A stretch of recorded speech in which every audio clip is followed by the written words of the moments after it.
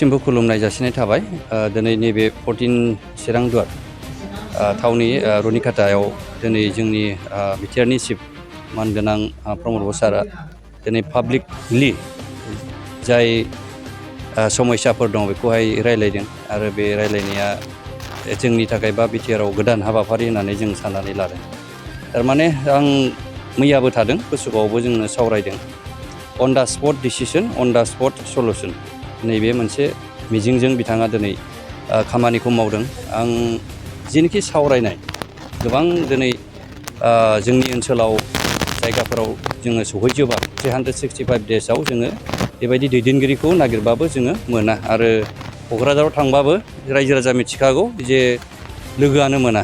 दिनैहाय बे एकदम गामि ओनसोलाव दिनै लोगो मोनदों रायजो राजाफ्रा जोबोद मोजां मोनदों जे गावनि इसुखौ दिनै बुंनो हादों आरो अन दा स्पट माखासे जेनोखि समस्या बे समस्याया दिनै सुफुंजानायनि लामायाव आरो जेनोखि प्रब्लेमफोर बेखौ सुफुंजागोन होननानै रायजो राजाखौ मिजिंथिदों आरो गोजोननाय मोनदों। स्पेसियेलि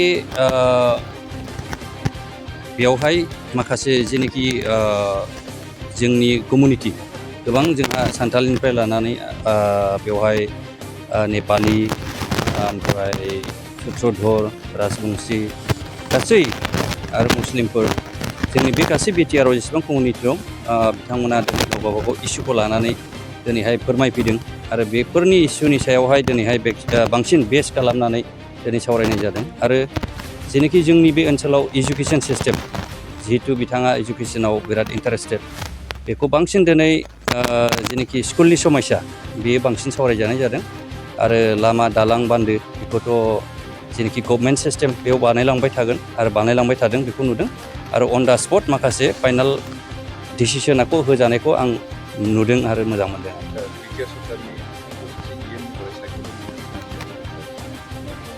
ओरैनोथ' आंबो दाख्लै मिडियायाव नुदों जेनेबा जामारबायोब्ला जोबोर गोजोननाय मोनदों आरो बिटिआरनि CM प्रमद बर सारखौ आं बाख्नायदों आरो दिनैसिम आं जेनेबा बेबायदि अफिसियेलि आं मिथिथ'वाखै खिन्थु आं मिडियायाव नुदों आरो बेखौ नुनानै आं जोबोद बांसिन गोजोननाय मोनदों आरो आसा खालामदों निस्सय मोजां खामानि मावलांनो हागोन आं बेखौ आसा आरो मिजिंथिदों। गोजोन्थों।